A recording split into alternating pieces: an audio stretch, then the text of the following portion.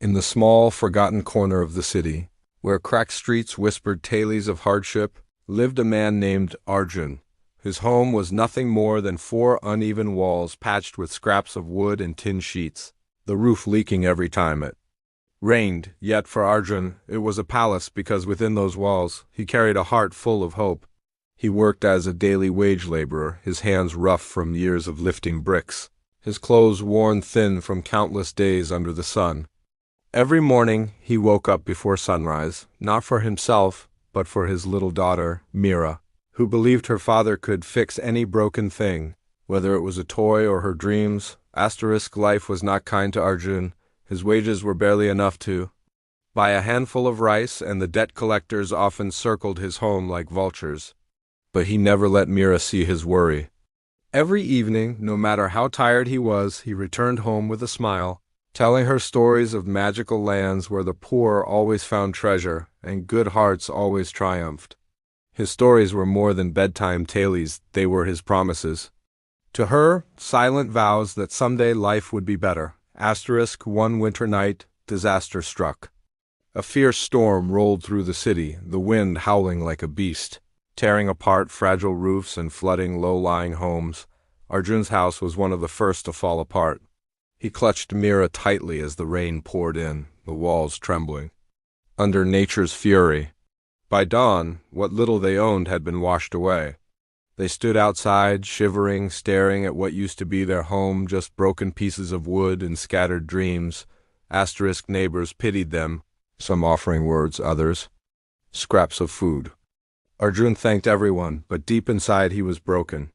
He had no savings, no shelter, and nowhere to take Mira. For 2 days they slept under an abandoned bus stop.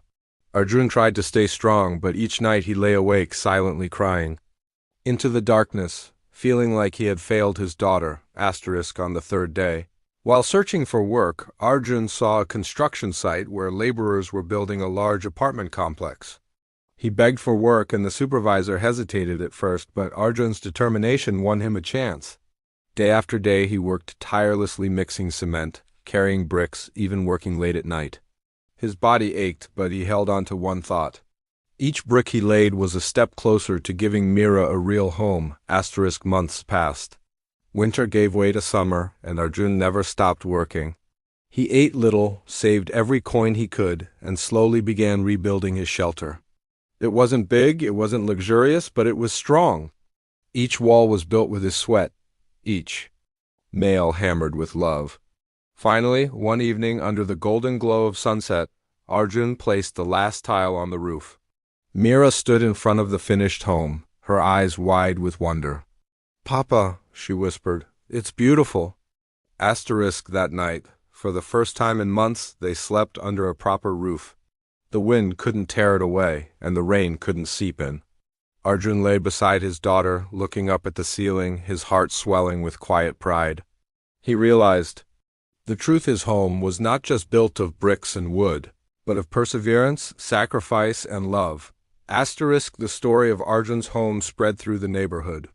People began to see him as more than a poor man. They saw him as a symbol of hope, someone who proved that even when life tears everything apart, determination can build it back stronger. And so the poor man's home became more than a shelter.